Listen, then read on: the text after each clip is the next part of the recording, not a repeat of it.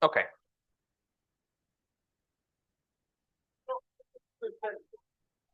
Ciao Dimitri.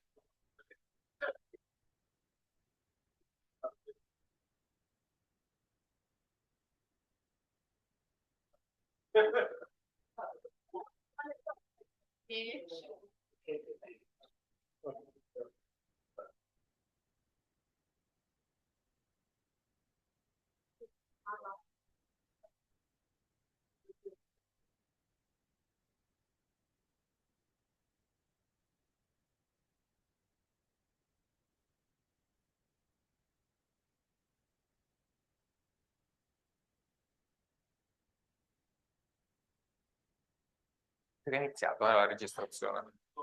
Inizio? Sì, sì.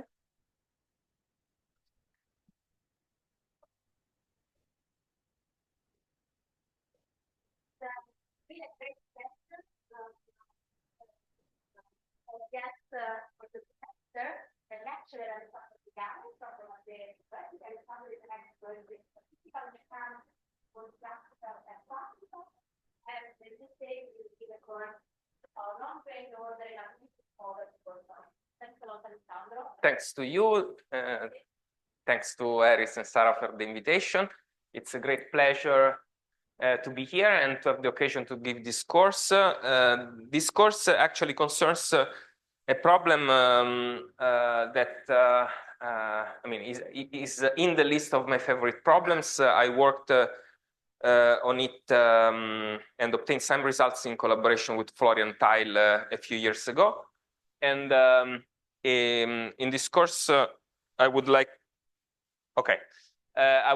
to give an overview of the main question behind the specific toy model that we investigated with Florian. Give an overview also of known results and of some basic results in the topic, and then move to define specifically the model we studied and the results we obtained for that model. So the general problem is that of crystallization. This is a key problem in solid state physics, statistical mechanics. And roughly speaking is the problem of proving existence of crystals, or in other words, proving that at low temperatures interacting system of particles form crystalline solid states. So states in which particles are located approximately at the vertices of a regular lattice. So we have ample evidence that most materials at low temperatures form solid states, and that most solid states have a microscopic crystalline structure. But there are very few rigorous results about the emergence of this phenomenon in relativistic, reasonable and realistic models of interacting particles. So just to make things concrete, so let me focus on a classical instance of this problem. So one could formulate quantum versions of this problem. Things are, I mean, we know essentially nothing in both cases, so better to stick to the simpler setting. So we consider, say, n interacting particles in RD. So the positions are described by vectors in RD Q1, Q2, etc., Qn. So here Q1, Qn are in RD, and then possibly at a certain point we will confine the system of particles in a box. For later use, I will also indicate by capital Q the collection of the coordinates of this particle. So this is a vector in R, the n. And we assume that these particles interact with pair potential. So the potential energy of the system of particles is just the sum over all pairs of a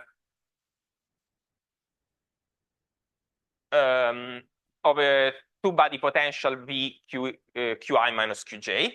Here, V is a radial potential.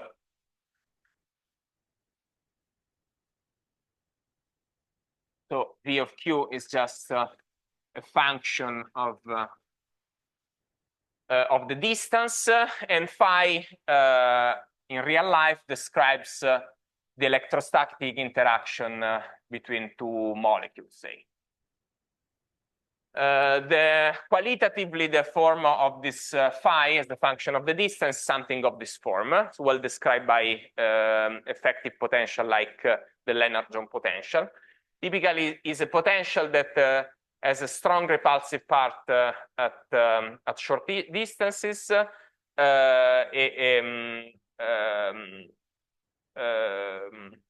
weakly attractive part at large distances, and an equilibrium position at some distance L0. So typically phi decays, so one can compute the asymptotic, in particular, decay at large distances starting from electrostatics for neutral molecules, and the decay is polynomial, something like 1 over distance to the 7 or something like that. So the problem is related, as I will now formulate more precisely, to the minimization of that functional, and or to the understanding of low energy configurations of that potential. So before I formulate more precisely the problem, let me notice that V of Qn is invariant under two types of continuous symmetries. So it's invariant under translations. So if you change all particles by, if you add an arbitrary vector tau in Rd to all the vectors, so you translate rigidly the whole configuration, the interaction energy doesn't change. And is invariant under rotations. So if you rotate rigidly the configuration, where so R here is so you rotate with respect to an arbitrary origin all coordinates by an arbitrary element of the orthogonal group in the dimension, the energy remains invariant. So the problems, the crystallization problem is related to the questions of existence of symmetry breaking for one of these continuous symmetries, for instance, typically for translational symmetry.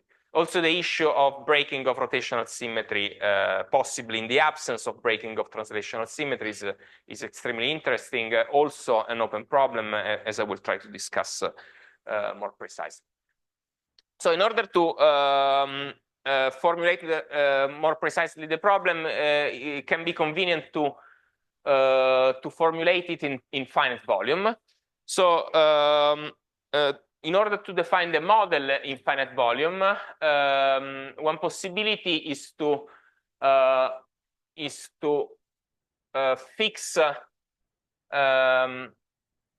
introduce a torus of the form of the following form.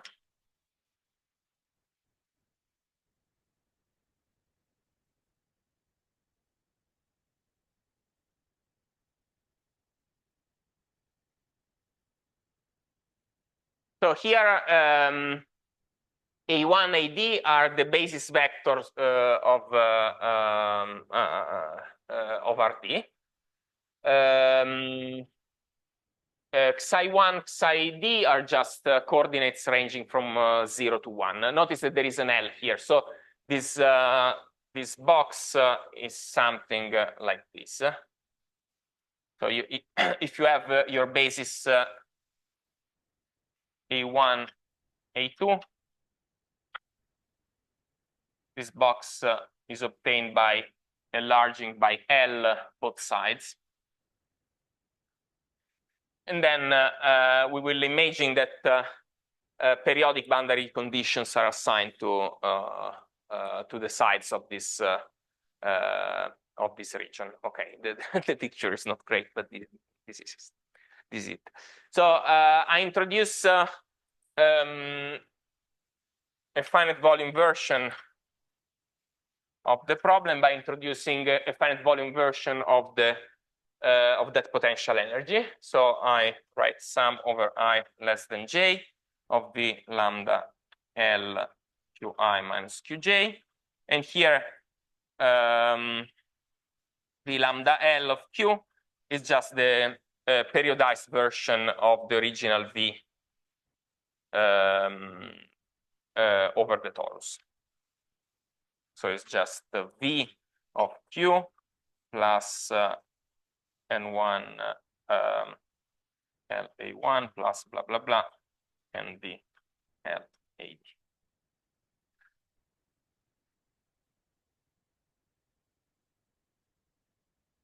Okay, given these definitions, I can define a version of the crystallization problem first at 0 temperature and then at positive temperature. So the 0 temperature crystallization problem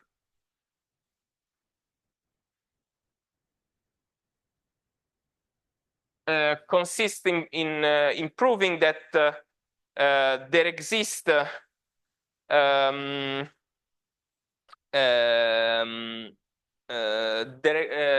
yeah.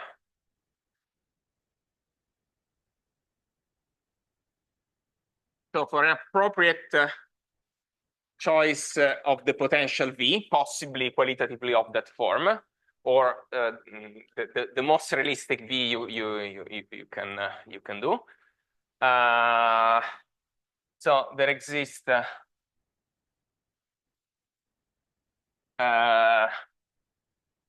basis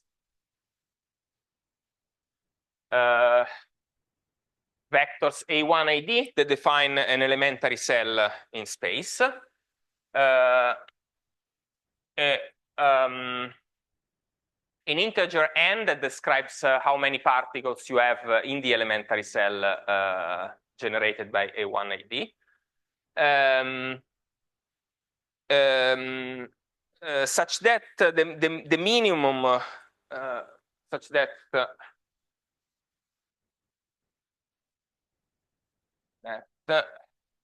for any L larger equal than 1, n equal small n L to the D, the minimum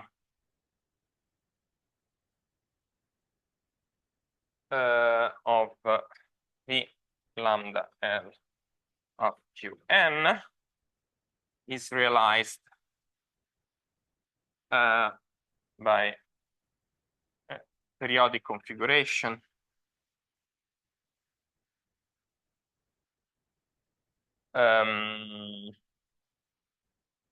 obtained by translating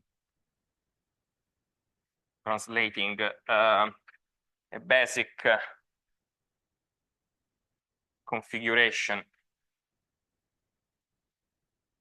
Q1 Qn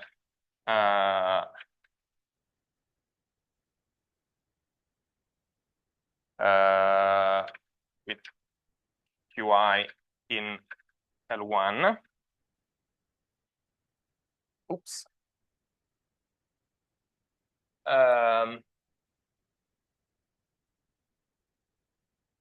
By integer multiples of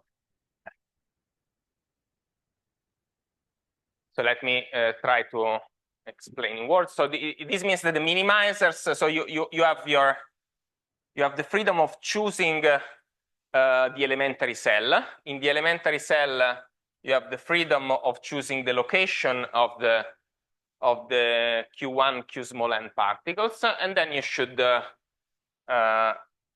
repeat by translations this elementary cell everywhere in space.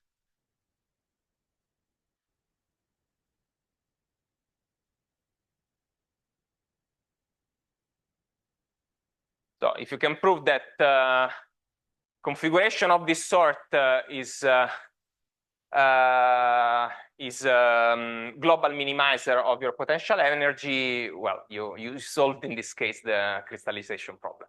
Of course, this comes with determining what is the form of the elementary cell and what are the locations of the particles within the elementary cell. Yeah. Yeah. So you fix V. You. Sorry. Yeah, I mean, ideally, you take the Lennard-Jones potential. So what you can do, okay, you're not able to do it with a Lennard-Jones potential. Choose something a bit easier, but fix it once and for all. Okay, yeah, for maybe, yeah, I don't know. Fix V appropriately. I mean something. Yeah. Okay, sorry. Yeah, maybe it was not formulated in the best way.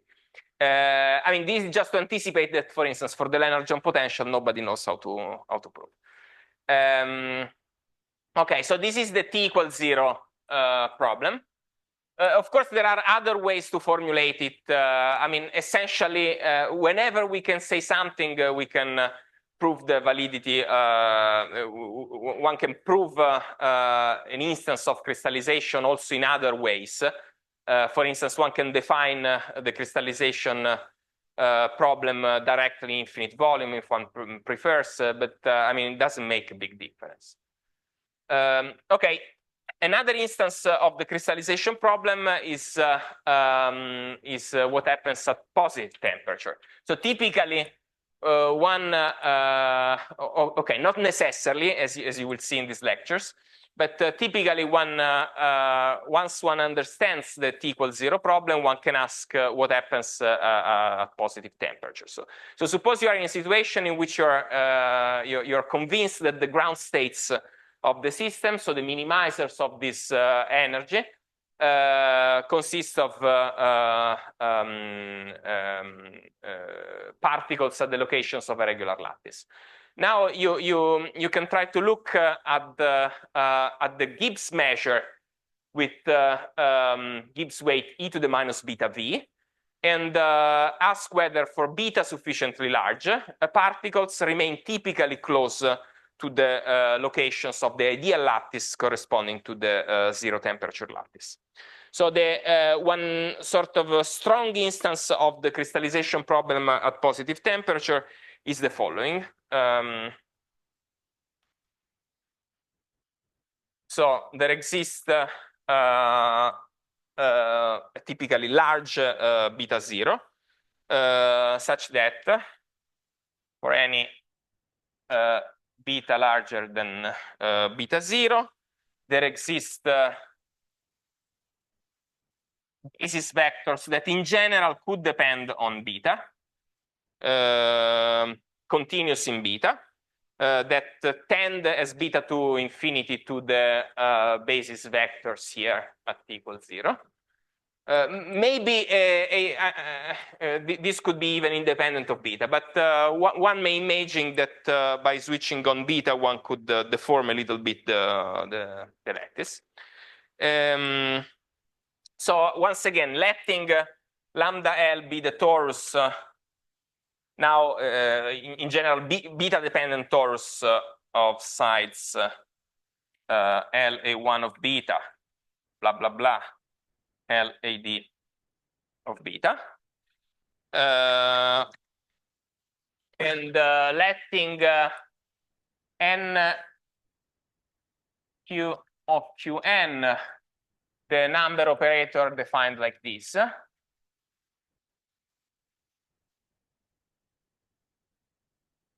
Then the function, or possibly the distribution rho of Q,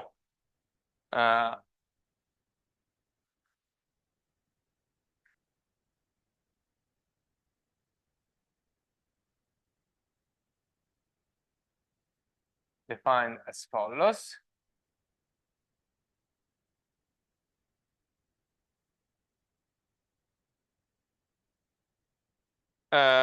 Is non-constant and periodic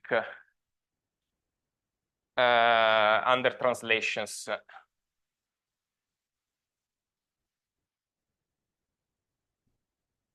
by integer multiples of A1 beta, blah, blah, blah, AD beta. Okay. So what do I mean by this expectation labeled by beta, lambda L, and epsilon? So I mean the following. So this expectation, so is the expectation with respect to the Gibbs measure in finite volume lambda L with probability distribution proportional to, let me maybe, so here.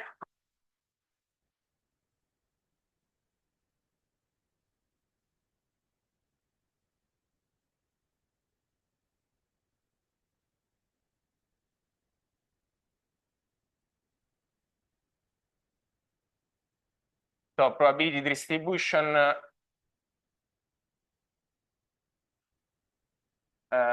proportional to dq1 dqn, where this or yeah, maybe a shorthand notation like this.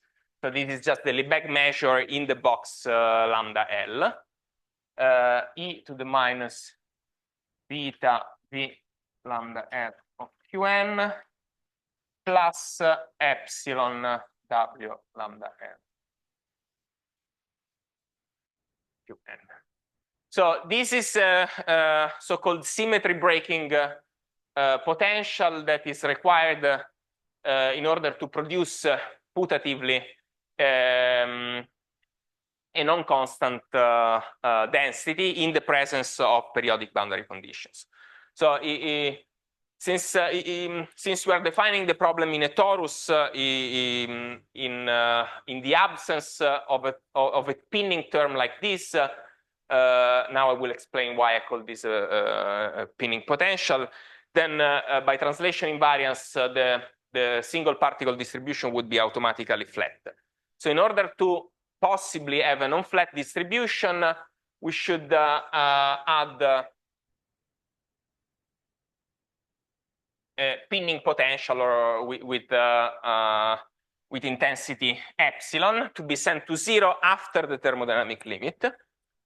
So this potential is an arbitrary periodic potential, arbitrary in the sense that the shape is arbitrary. The important thing is that you have degenerate minima at the location of a lattice obtained of a lattice that is whose elementary cell is the one associated with this vector, and within the elementary cell you have small n particles in locations that are at possibly small deformations of the original ones.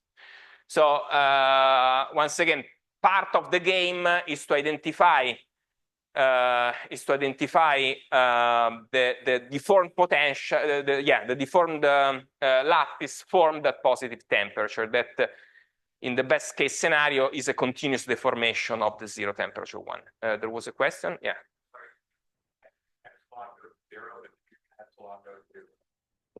infinity? No, I meant epsilon. Okay, because I think you wrote then over there. You have. Oh, yeah. Okay. Thanks. And you said that the W, the degenerate minima were chosen so that they should correspond somehow to the positions of the. Yeah, if you of the position of the, so let's say that there is not this issue of the deformation of the lattice with the temperature. So imagine that you just stick to the lattice you obtained at 0 temperature. So you already know from the 0 temperature analysis the location of the ideal lattice, and you introduce an arbitrary periodic potential that has degenerate minima all say at 0. Height 0 at the location of this lattice. Then you can allow yourself to deform a little bit with the temperature. So part of the game is prove that there exists, I mean, a deformed lattice such that if you fix W this way, you get something of this sort. Yeah, thanks. Okay, this is a very strong, okay, once again, so this is just to induce the system to the particles to remain close if they want to the locations of this of a specific lattice rather than a translation or rotation thereof. You may imagine, depending on boundary conditions, other forms of pinning. So, for instance, if you use closed boundary conditions, it would be enough actually to choose the box of appropriate integer multiple of the ideal lattice, and the presence of a closed box would by itself break translation invariance. So this is something, these or other kind of boundary conditions is something that breaks a little bit translation invariance or rotation invariance or both. And the idea is that you proved crystallization is, crystallization is related to so-called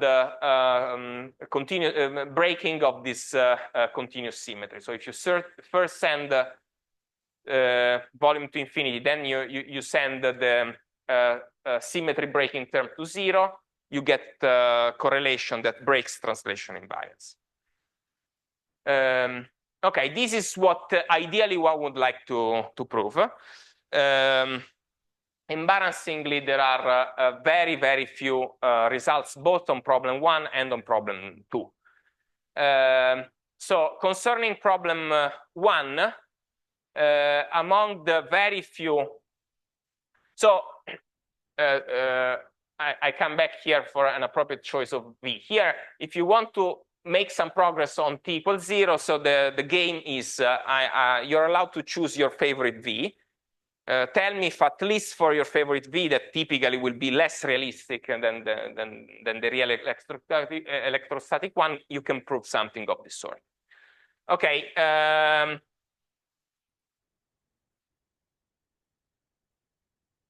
So one of the first and among the very, very few results about problem 1 is a result by Charles Radin in I think 1981, if I remember correctly.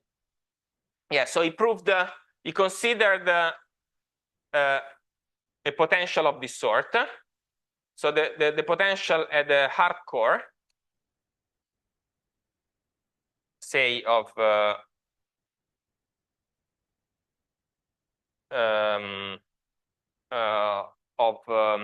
core radius 1. And then it shows,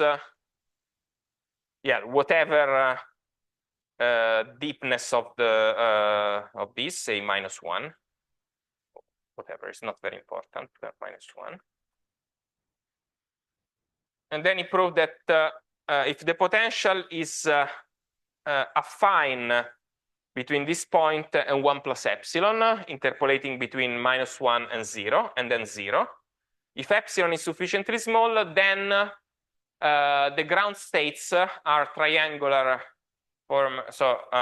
consist of particles forming a triangular lattice of lattice spacing 1.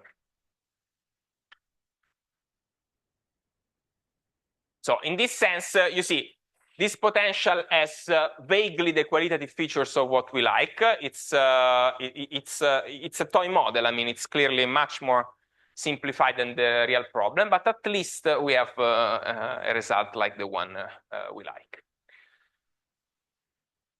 This is in dimension 2. Yeah.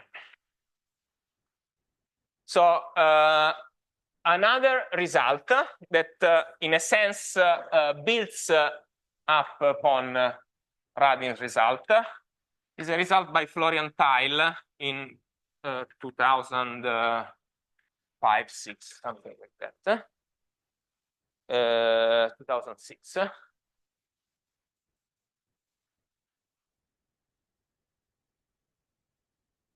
So he proved the same for a potential that is qualitatively of the desired form. So it's a potential in which at short distances you have power law divergence.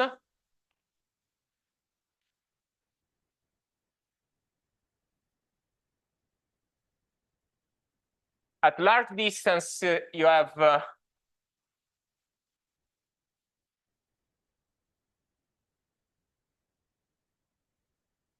power law decay. With PP prime sufficiently large, but sufficiently large is not terribly large. Say P, no, I don't remember, but say something like P larger than 10 and P prime larger than 5, things of this sort. So they, in particular, the powers can accommodate the same powers used in the Lennard-Jones potential. So in a sense, it's very similar to Lennard-Jones potential, but so there is a very deep a narrow minimum at 1. So there is a there is a small parameter that measures at the same time the width of the well and its depth. So the depth is order 1 over epsilon and the width is order epsilon. So if epsilon is sufficiently small, you see you're favoring very, very much particles to nearest neighbor particle to stay exactly distance 1. They can actually fluctuate, and there are tails that are power law that create a lot of complications in the proof. But morally, it's a bit like here. So here you have a deep minimum at 1, and once again the result is the same. So the global minimizers consist of a collection of particles forming a triangular lattice of lattice spacing 1. Okay, so this is essentially the most realistic result we have ever. There is an extension of this result to 3 dimensions. This again about 2 dimensions. In 3 dimensions, the situation is more complicated, even if you have a potential of this sort.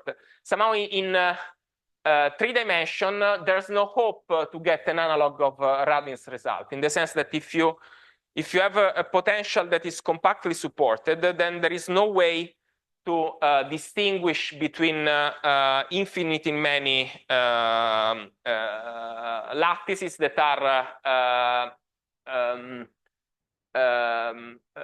potential minimizers of the problem. So the picture you should have in mind is that of the close packing problem in 3 dimensions. So you may know that the close packing problem in 3 dimensions, so the problem of proving the of computing the maximum number of hard spheres in a given box, and correspondingly understand what is the optimal arrangement for these spheres, is solved by a highly degenerate collection of configurations. So somehow the configuration you obtain are the following. So you take a triangular lattice on a plane, and then on the next plane you arrange another another triangular lattice in which the balls are arranged at the somehow at the centers of the valleys formed by the first stratus. So somehow you immediately realize that there are for the second stratus there are two inequivalent ways of putting the spheres. So at each step you have an ambiguity of order 2, and this creates in the thermodynamic limit you have infinite degeneracy of the problem. So you have infinitely many minimizers, even if you fix the first particle. Or even the first plane. So in order, in real life, it's believed that for a large class of potential, only one out of these infinite arrangements is the optimal one if you have a potential that is not just the hard sphere potential. So typically, in many situations, it's expected that the so-called FCC lattice, face center cubic lattice, is the optimal one. But in that case, so it's crucial that there is a tail somehow excluding, so next to nearest neighbor and even beyond next to nearest neighbor need to talk among each other in order for the system to realize that it's better to have to arrange the faraway planes in a certain way rather than randomly. So having a power law tail seems to be crucial in order to have minimizers forming a regular crystal that in many situations should be FCC. So Flatley and Tile in 2015, I think, extended this result to 3 dimensions. So proved that the minimizers of a suitable potential energy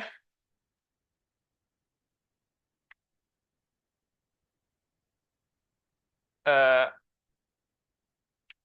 particle for configuration forming FCC lattices. I say lattices because whenever you have a minimizer, you obtain infinitely many others by translations and rotation as usual. Here, unfortunately, this suitable potential is not a pair potential. So there is a pair potential energy with energy essentially of this form.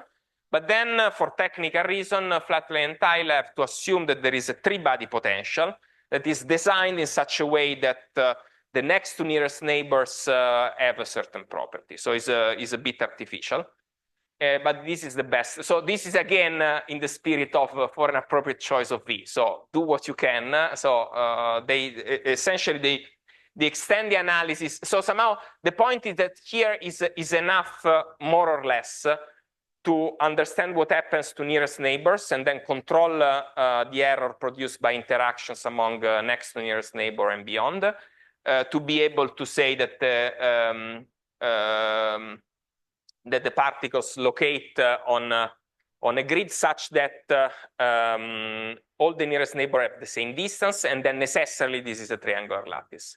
The condition that nearest neighbor all have the same distance in 3 dimensions, as I was saying, is not enough. So you have to say something about next to nearest neighbors, and this technically creates a lot of complications. And to find a way out, they assume that there is a 3-body potential with a suitable property. So this is all we know about, essentially, all we know about the crystallization problem. This is not really true. I mean, there are many other results. In high enough dimensions, there are amazing results about the existence of crystals associated to certain specific lattices in dimension 8 and 24.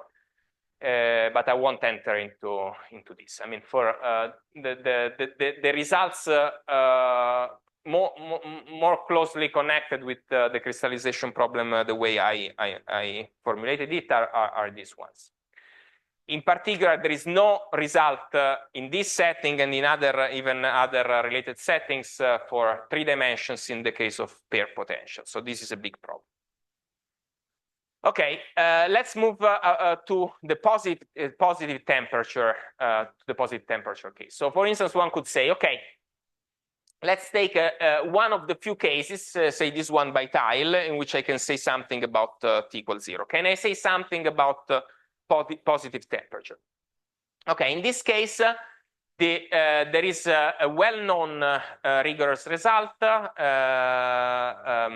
due to Mermin, who adapted an argument due to Hohenberg, Mermin, and Wagner, originally formulated in the context of spin models with continuous rotational symmetry to the crystallization setting. So Mermin in 68 proved that it is not possible to have, in a specific sense that I will clarify. So today, time permitting, I would like to give Mermin's proof of the, say, Mermin-Wagner no crystallization theorem in 2 dimensions. So Mermin proved that under reasonable assumptions, it's impossible to have a non-trivial periodic rho of Q. As a consequence of an inequality due to a variation of an inequality due to Bogoliubov, which is an example of an infrared inequality, and I think of interest by itself. So once again, Mermin's result proves that it's impossible to have a non-constant translational invariant rho of Q in 2 dimensions. So it's an instance of a proof in which you have continuous symmetry, in this case translational symmetry, and you prove that at positive temperature it's impossible to break this continuous symmetry in 2 dimensions. Actually, for reasons that not just technical, Mermin's proof does not exclude the possibility of breaking, of the fact that the rotational symmetry is broken. So it could very well be, but this is also an open problem, that in 2 dimensions the correlations are translational invariant, but may not be, maybe, rotational invariant. And it would be extremely interesting to prove a lack of rotational symmetry in 2 dimensions. And somehow, the project that motivated the problem I will present in the next lectures is motivated by the attempt of defining a toy model where to prove something of this sort, but I didn't succeed so far. But I think that the setting is simple enough to allow some sort of result in this direction. Okay, the Mermin's result, so let me maybe write these names somewhere.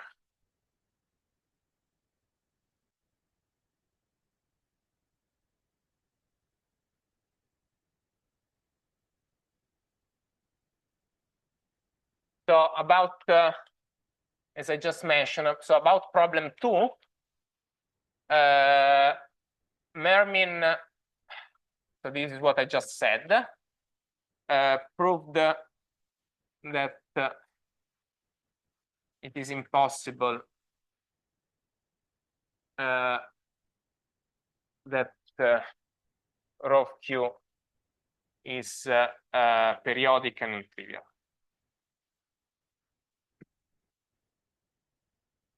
In a suitable sense that I will clarify. So Mermin's result is not the most general possible.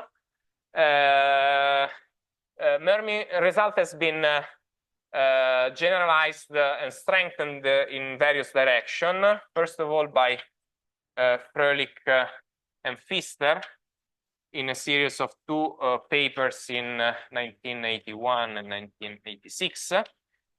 They proved that for C2 potential, so twice differentiable potential V, all the Gibbs states are translational invariant. So if V C2, all positive temperature Gibbs state in infinite volume are translational invariant.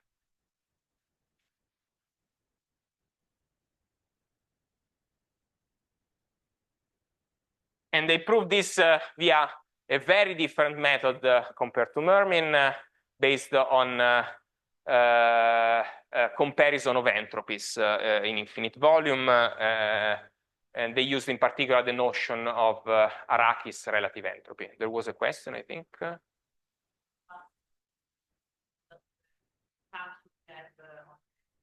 Yeah, it's twice differentiable plus. Okay. You need that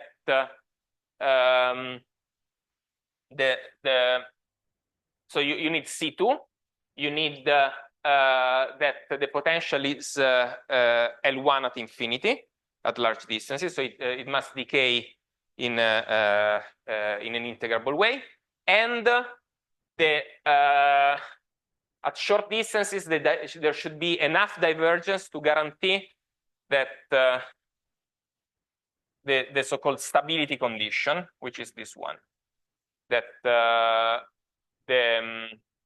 the inf of V over all Qn is bounded below proportionally to n with a constant that is independent of n. So this is stability.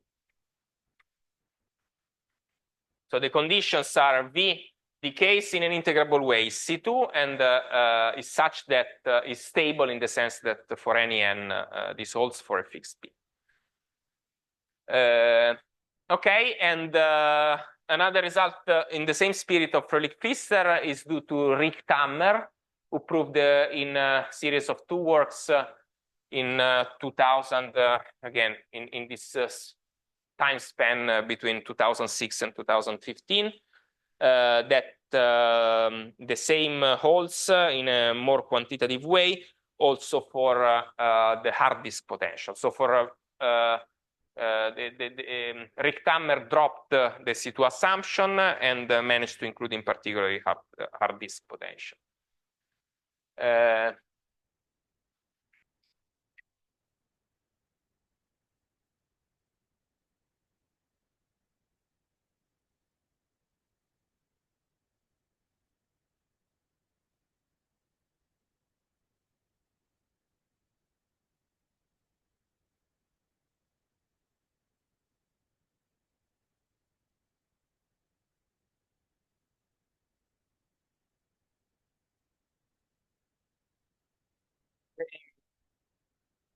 As Fröhlich-Pfister for hard disks.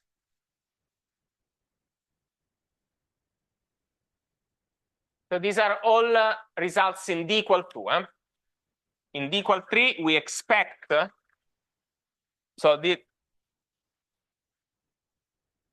in D equal 3, we expect to have a crystallization of positive temperatures, but nobody knows how to prove.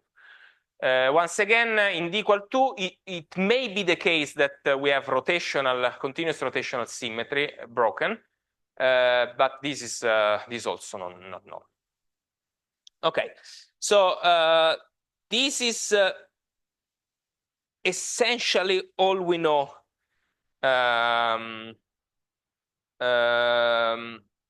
about the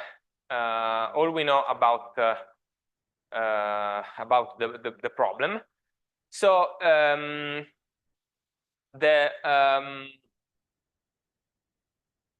if one wants to make some progress, it makes sense to introduce simplified models in which one can try to say something meaningful. As usual, the first toy model one can introduce is based on a harmonic approximation. So one very simple toy model, which is exactly solvable, maybe too simple, consists in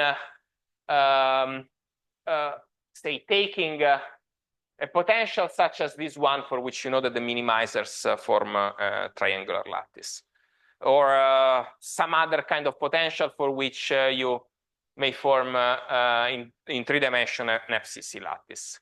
Then you say, let me write down the harmonic approximation. So let me imagine that the location of the particles is a small perturbation of the ideal location in the triangle or FCC lattice.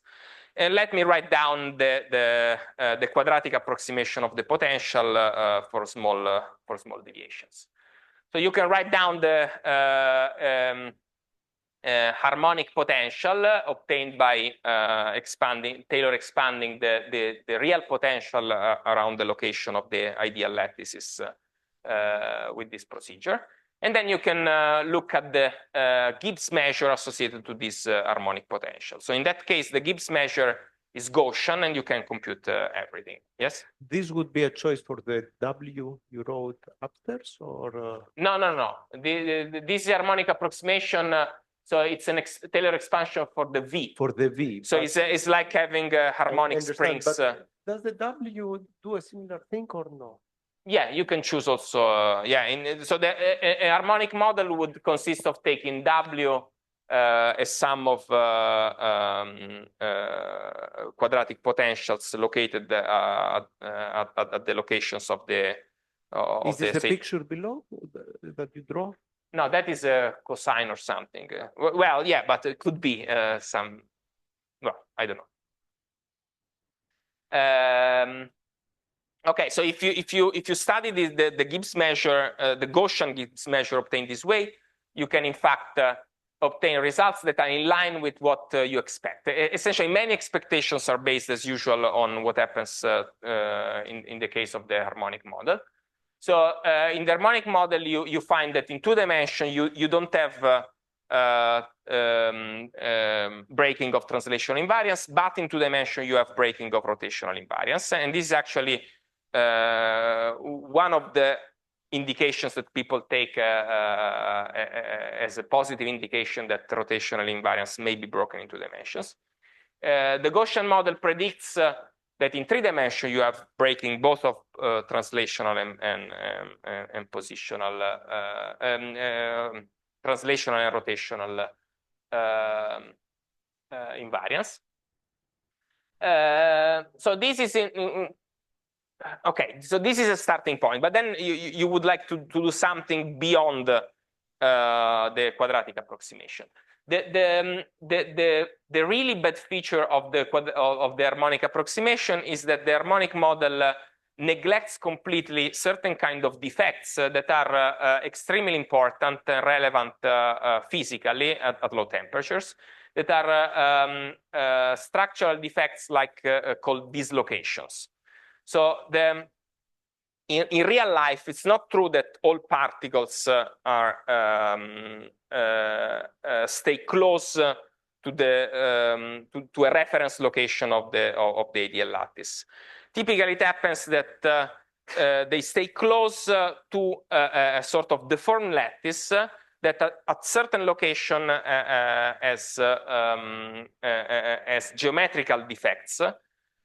Something like there is so in the ideal triangular lattice, every site has 6 nearest neighbor. It may happen that somewhere there is a deformed lattice and somewhere there are 5 nearest neighbors and somewhere else there are 7 nearest neighbors. These kind of defects are structural and cannot be described within the harmonic approximation. And they are very important. So there is ample numerical and experimental evidence that dislocation form all over the places at low temperature in solids. And actually, the real competitors towards having order are these locations. These locations can be thought of as quasi-particles that interact effectively with a Coulomb-like interaction. So they have long-range interactions. And these long-range interactions are somehow the major problem towards understanding ordering in 2 and 3 dimensions. So it's a problem, but it's also the source of many interesting features. So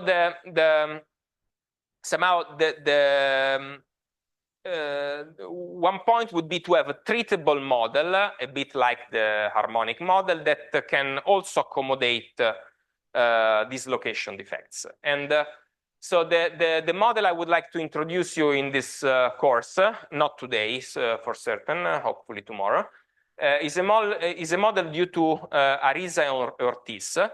They sort of modified in a geometric way the harmonic model, adding certain type of geometric defects, in a sense, that describe the dislocation. So the model is relatively treatable in the sense that it has certain features like the harmonic model that makes it treatable, at least in certain regimes. But it has the nice feature of being able to describe dislocation defects, at least of a certain type. So many of the physically relevant difficulties arising from dislocations are incorporated in this model. So the description, introduction and description of the features of this model is the main goal of these lectures. So more in detail, the plan of these lectures are as follows. So today I will do a subset of these. So Mermin's proof of no crystallization at positive temperatures in D equal to, and description of the harmonic approximation. Since I'm usually pretty optimistic about what I can really do in my time, I will presumably not be able to do both, but hopefully at least the first. Tomorrow and Wednesday, I will do what I won't be able to do today, plus describe, first of all, a bit qualitatively what are, and in pictures, what are these locations?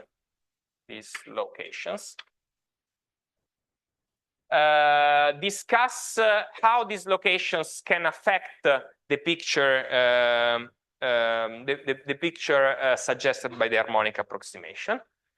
Then I would like to introduce this Ariza-Ortiz model, which, as I mentioned, is a sort of improved version of the harmonic model accommodated for dislocation defects of certain types. And then I would like to describe whatever I can about positional long-range order at positive temperature. So if you like, crystallization of positive temperature in D equal 3 for the Ariza-Ortiz model.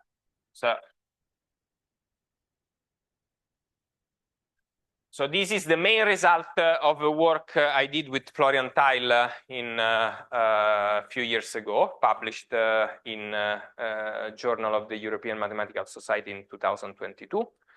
And so I would like to formulate the result and tell you as much as I can of the proof.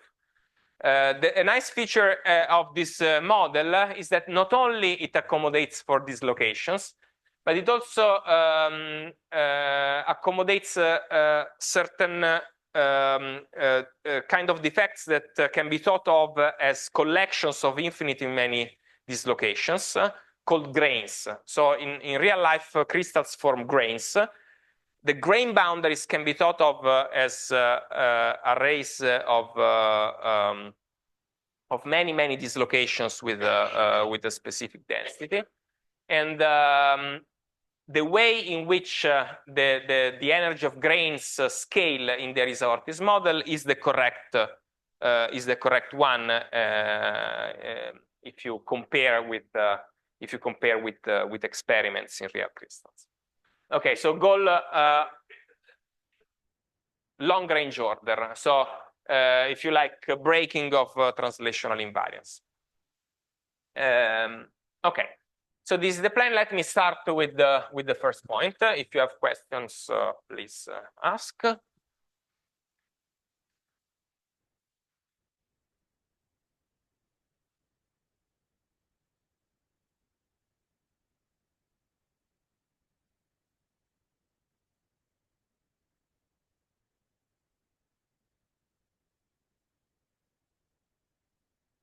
Okay.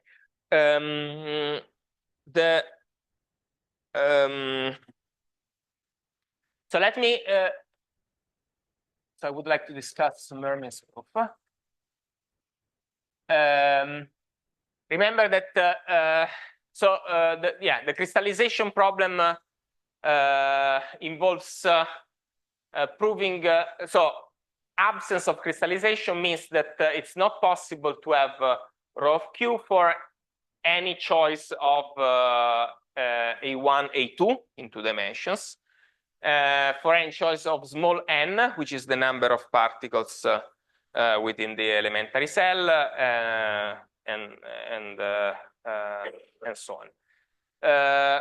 So for simplicity, I will describe the case of small n equal 1. So this means that I'm excluding that rho Q as the simple periodicity as a simple periodicity. So I'm excluding formation of simple crystal. These simple crystals are called Bravais lattices. Triangular lattice is an example of a Bravais lattice. It's just a lattice consisting of the points obtained by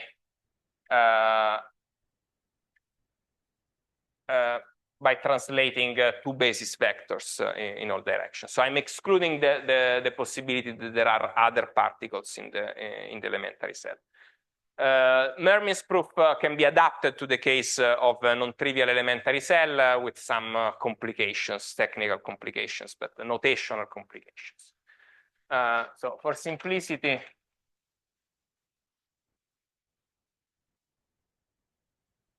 I will assume that n equal 1.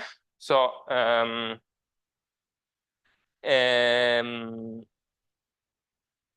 okay, I will assume that the potential V of Q, which is radial,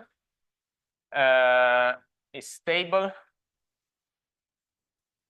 I think I will need C2.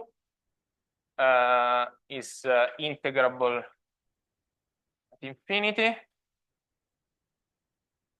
And also that the potential, and not only that, I will also assume that the maximum over ij of qi, of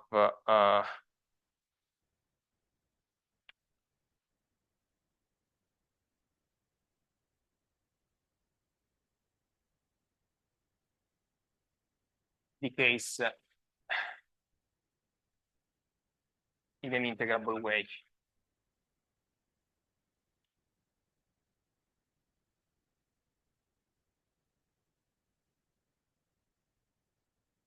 So this is a technical property that Mermin's proof requires. So not only V decays faster than 1 over distance squared at large distances. Sorry, here I'm using. So now this Qi, this is not an index of the particles, but an index of the coordinate. So this I takes values just 1, 2.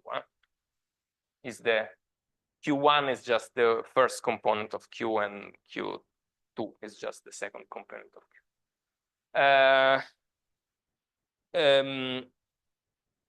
Okay, so I recall some definitions. So here there are already some definitions written on the blackboard. So I will denote the finite everything Q with labels lambda L epsilon. Lambda L, once again, is the torus of sites L A1, LA2 for some basis A1, A2, which could be, for instance, the basis of the triangular lattice.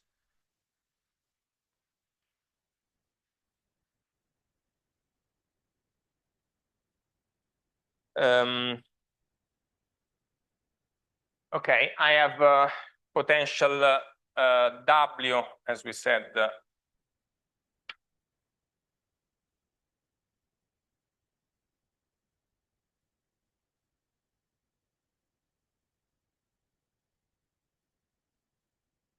And this small w is a potential like that with minima located at the locations of the regular Bravais lattices basis A1, A2.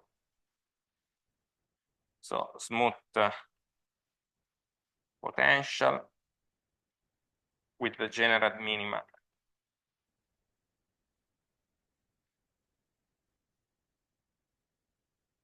At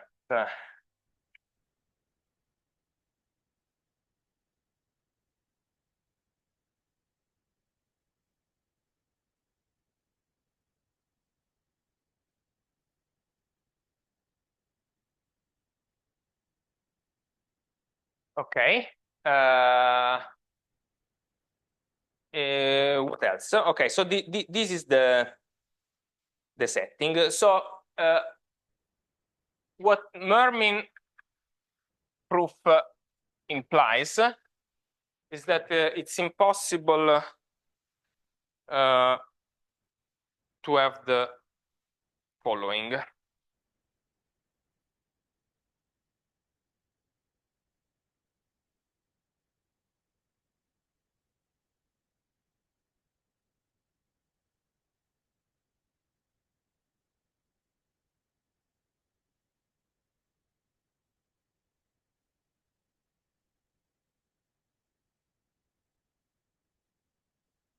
So if periodicity holds,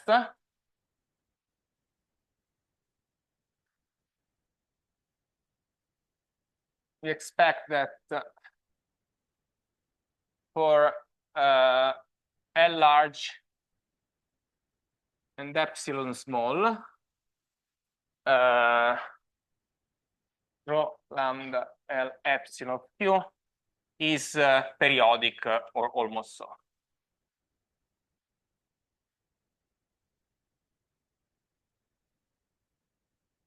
So remember that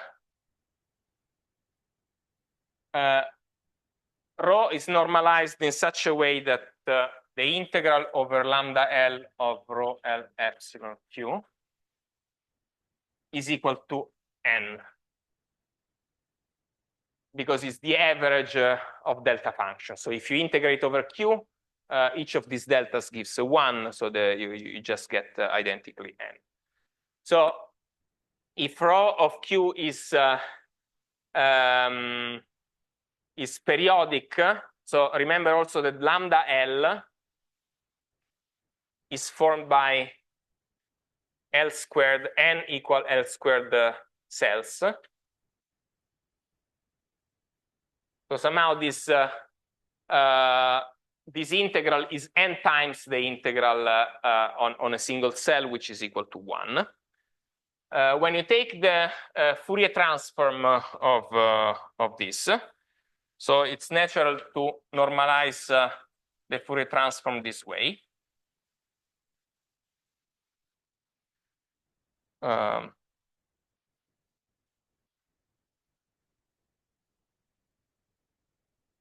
In order to compensate for that L squared.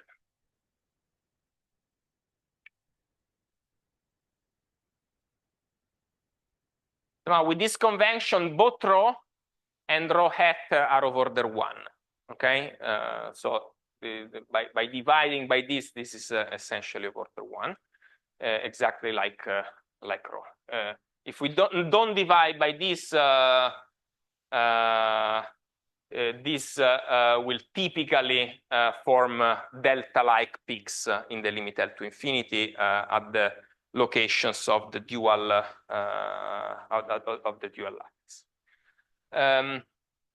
Okay, so now you see that from this you see that the behavior of this function for k a lattice of the reciprocal lattice of the Bravais lattice. Sorry, yeah, I'm saying too many lattices. So there is the direct lattice L, which yeah, I just cancel the formula.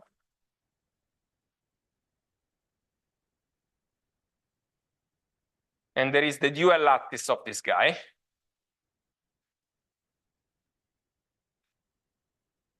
Which is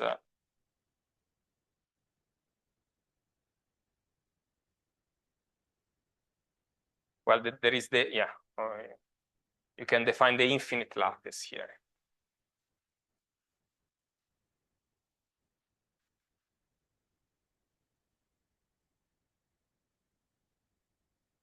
And the infinite dual lattice here, where G1, G2 are just defined in such a way that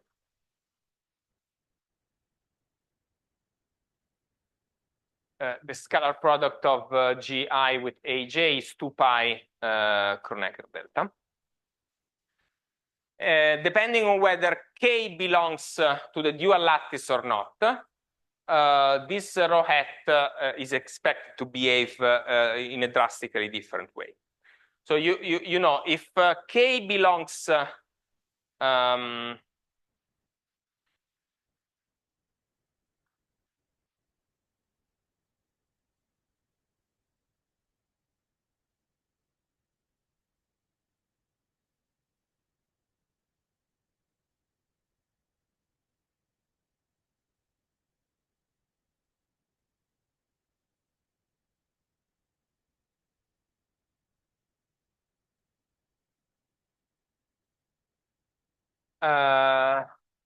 suppose for simplicity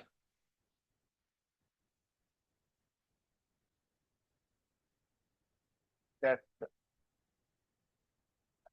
is exactly periodic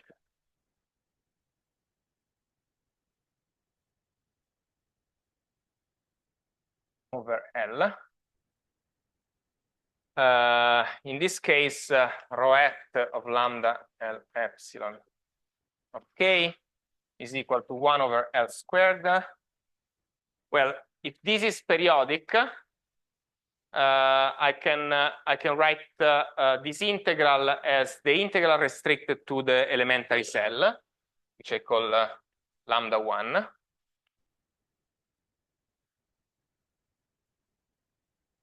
And in the integrand, the only term that can possibly vary is this one. This one is exactly constant under translations. So this becomes n1 and 2 from 0 L minus 1 of what? Of e to the minus I kq, I minus I n1 a1 k.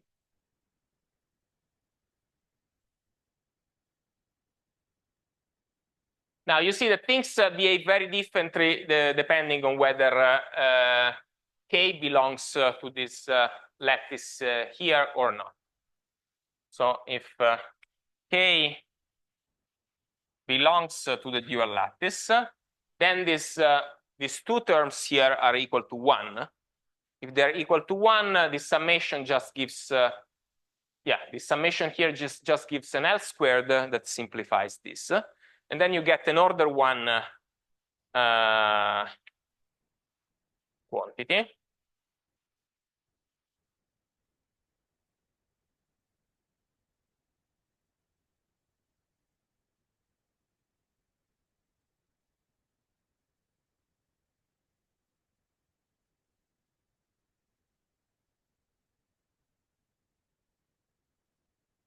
If K does not belong to L star, then at least one of these guys is different from 0. So imagine for simplicity that they are both different from 0, otherwise a similar computation holds. Then you get rho lambda L epsilon of K equal to 1 over L squared integral dq rho lambda L epsilon Q e to the minus I kq. And then you get simply e to the minus I a1 dot k L minus 1 e to the minus I a1 k minus 1, and similarly for the other guy.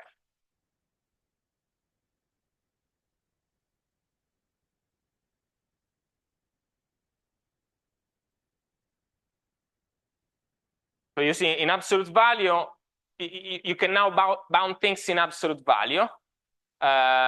This is an order 1. So this is the integral of an order 1 region. This is order 1. This is bounded by 1. This is bounded by 2. This is bounded by 2. And here you have two terms that tend to diverge like, say, first component like k and k. So it's like k squared downstairs. Okay. So, but for any fixed k that is different from 0, or that does not belong to the dual lattice more precisely, this goes to 0 like 1 over L squared. So for any fixed k, this goes to 0 like 1 over L squared. So it goes to 0 in the thermodynamic limit. So a criterion proposed by Mermin for crystallization is to prove that there exists at least one, so somehow is a variation of the one I already formulated.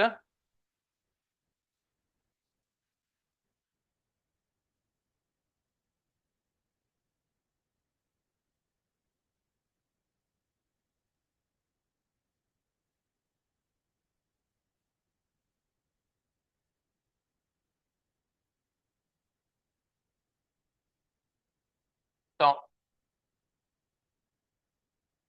Mermin proposed to define in this constant crystallization as follows. In terms of the following conditions. Alessandro, Yes. You expanded the sum over there, over n, right? You wrote the sum over n. Yes. So the -1 is outside the fraction, or no? So it is. So it's just a geometric sum Exactly. of this. So the -1 is not in the numerator like that. No, it is this. It is. So you have 1 over e to the -1. Yes. So the numerator, where does it come from? Well, it's up to L. It's up. But it doesn't there is the L. Okay, sorry. Okay. So the important thing is that this is finite, but diverges like 1 over k as k tends to 0 or k tends to okay. Yeah. Okay. So for any fixed k that is not in the dual lattice, this is finite, even though possibly big, like 1 over k squared, but it's multiplied by 1 over L squared. So this goes to 0. So the conditions that Mermin proposed are, so there exists a G different from 0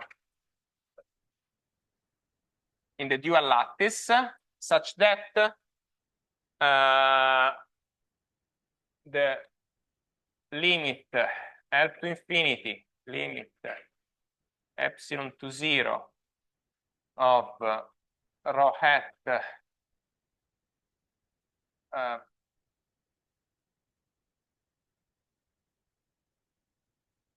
is different from 0. So we would like to have at least one non-zero mode associated with the vector of the reciprocal lattice.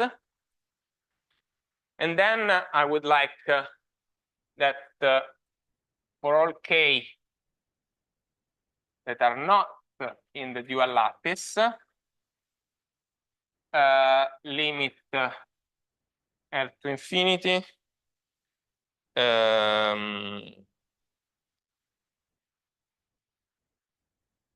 limit L to infinity of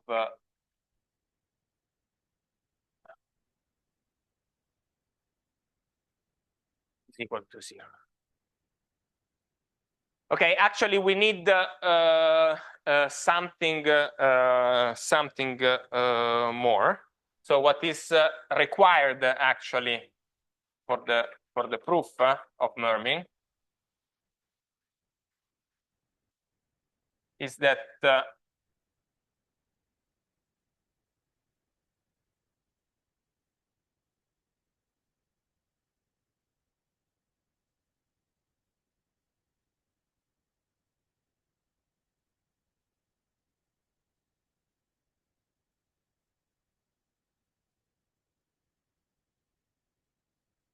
So the limit is 0 when you take the Riemann sum of these to the power either 1 or 2, tested again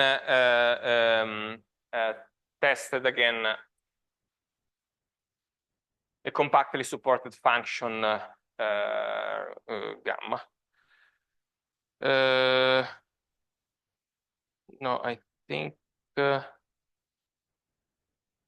Wait a second. I think I made some mistake here. I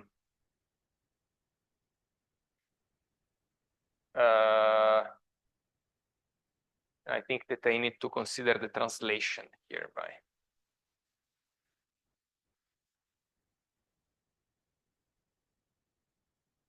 Yeah. Sorry?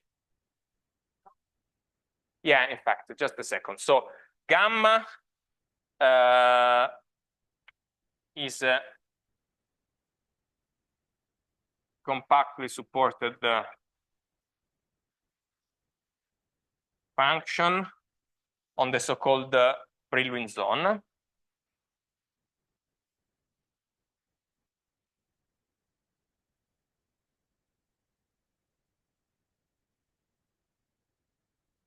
Which is nothing but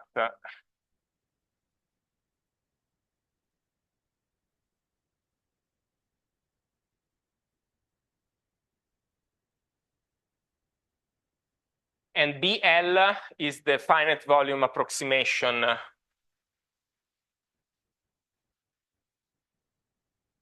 of the Brillouin zone, is the set of allowed momenta in finite volume. If you like, the momenta labeling plane waves in the torus of side L. So BL is simply N1.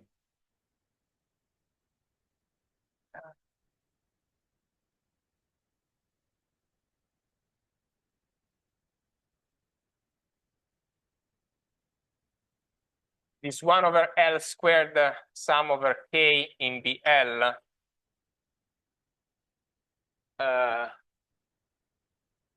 K different from 0 is a Riemann sum approximation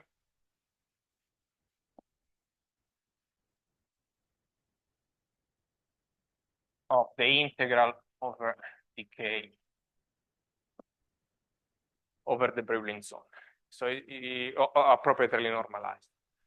So what I'm saying here is that if this guy tends to 0 like 1 over L squared over K squared, also the Riemann sum approximation of this, possibly even to the power squared, tested again against say a little bump, goes to 0.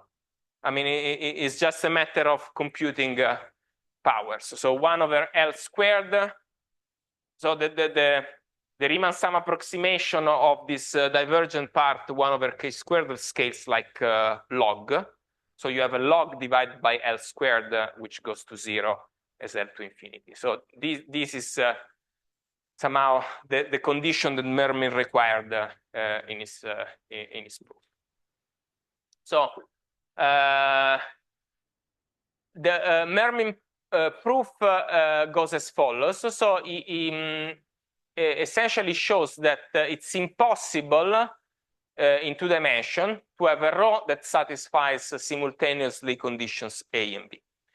And the fact that A and B cannot be simultaneously satisfied follows as a consequence of version of Bogolyubov's inequality. Sorry, can you lower the... Yes.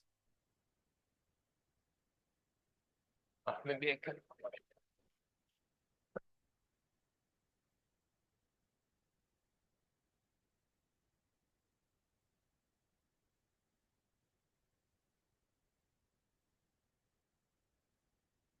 So this is an inequality introduced by Bogolyubov and used in particular by Hohenberg to show that there cannot be Bose-Einstein condensation in 2 dimensions at positive temperatures, and then used by Mermin and Wagner to prove that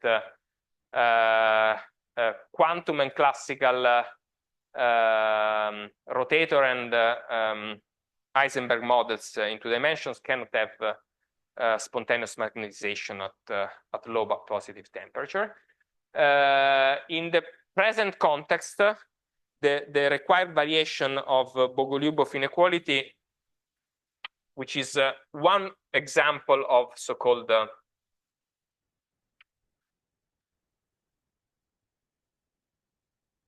of a so-called infrared bound, takes the following form.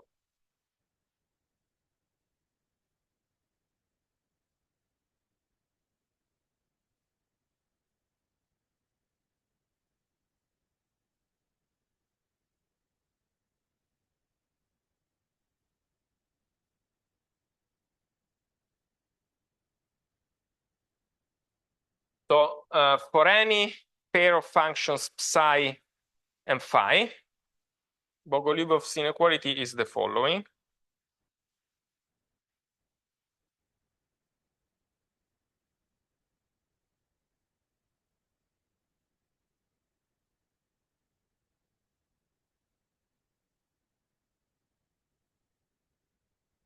So in this formula, so this expectation is the Gibbs expectation at finite volume and inverse temperature beta and symmetry breaking term epsilon. This small w, so here when I write psi I mean psi of qi, where qi is the height, is the coordinate of the height particle in the collection of q1, qn particles. Similarly for phi.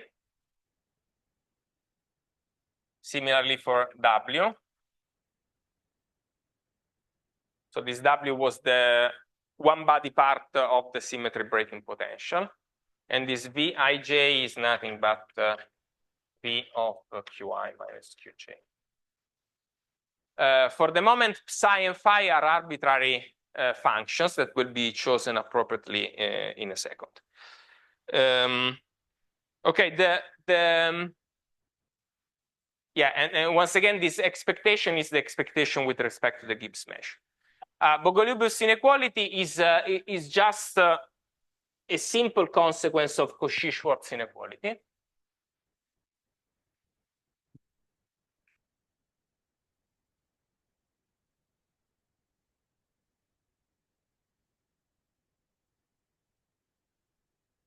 What?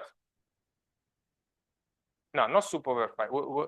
No, you choose psi and phi as you like, and this is true. The proof is just Cauchy-Schwarz. Yeah.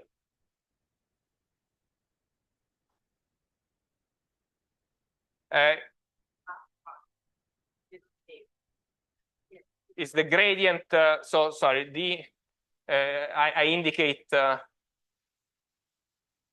is the gradient. Yeah. It's just my habit of writing the gradient like this. So this is just Cauchy-Schwarz inequality.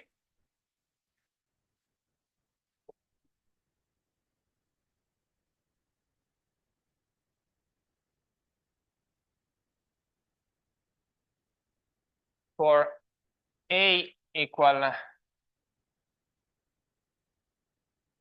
sum over I of psi I, and for B of the following form, minus beta minus 1 e to the beta phi lambda sum over I di phi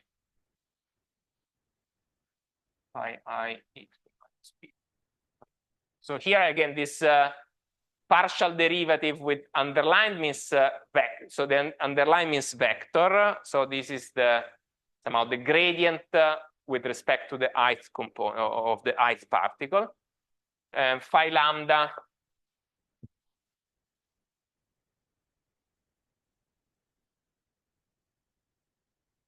It's just the two-body potential plus the symmetry breaking one-body potential.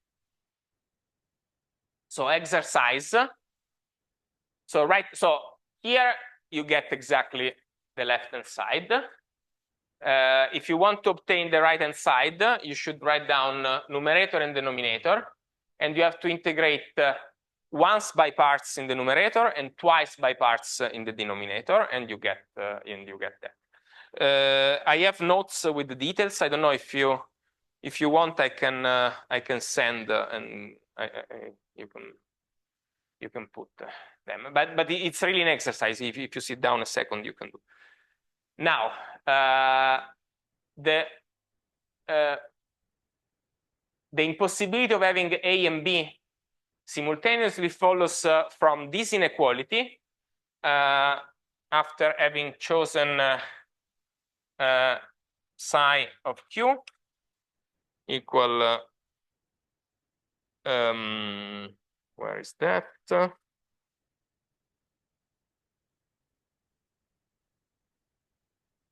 E to the minus I K plus G Q, and phi of Q equals sine of K. So it's such a simple choice.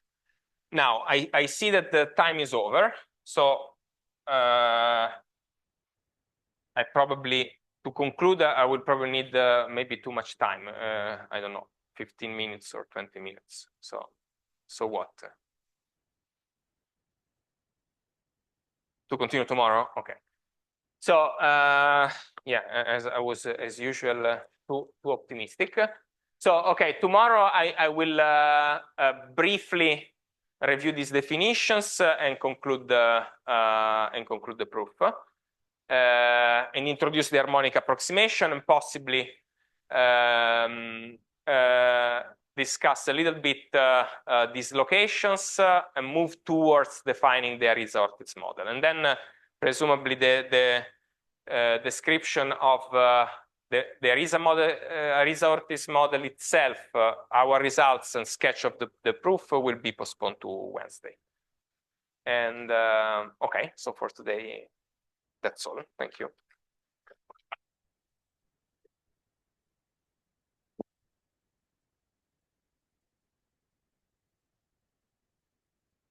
Yes? Yes, sorry, I didn't understand in condition B, like we are not taking the limit in epsilon, so we are like we are fixing epsilon in this case. Yeah, it's not necessary because yeah, it's not necessary. I mean, I would like that already, just that yeah, I mean, in fact, there are some aspects of these conditions that are questionable. I mean, this is what Mermin excludes. Then one could say, okay, maybe there is a weaker version of these conditions that can be valid.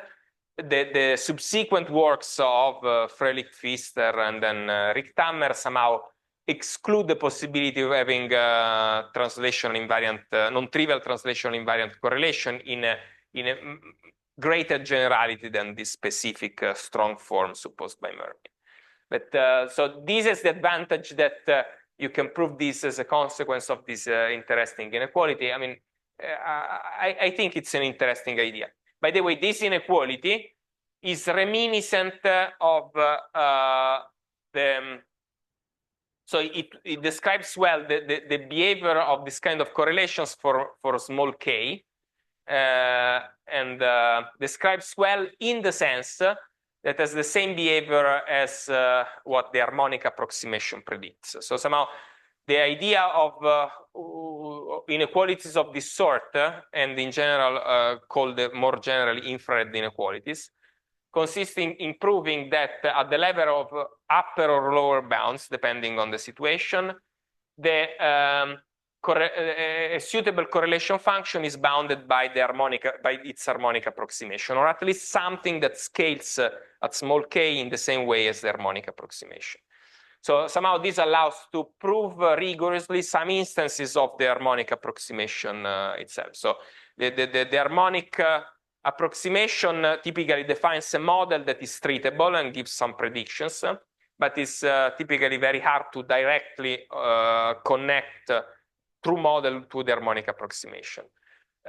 Correlation inequalities of this sort allow in some cases to prove that the same qualitative behavior as the one predicted by the harmonic approximation hold for the true model via something that is very simple. So in this example, this infrared inequality is just Cauchy-Schwarz for suitably chosen functions. So, sorry, just to understand better. So I'm just taking this condition B, holding for all epsilon small enough. I don't know, like something. Yes. Okay. Yes. Mm-hmm. And so yeah. But we will see maybe tomorrow in the proof. So maybe it's enough. It could even be enough that it's 0 after a double limit. Now I don't remember by heart. I mean, certainly if this is true, you cannot satisfy. Maybe a slightly weaker form, such as double limit equal to 0 is enough. I mean, we can check tomorrow. And the second condition is for P both 1 and 2, like for all P's. Yeah, I mean, this is really what is needed in the. I mean, this is my interpretation of Mermin's paper somehow. So if you look at Mermin's paper, it just says that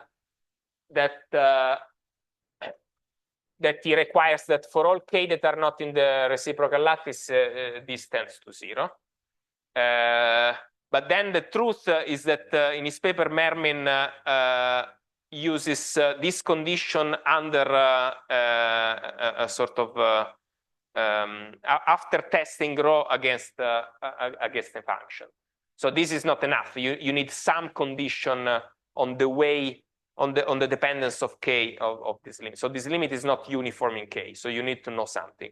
So the reason why I showed this computation is to give you an idea of how non-uniform the convergence is. So the convergence when k is not 0 or in general not in the reciprocal lattice, this goes to 0 like 1 over L squared times 1 over k squared.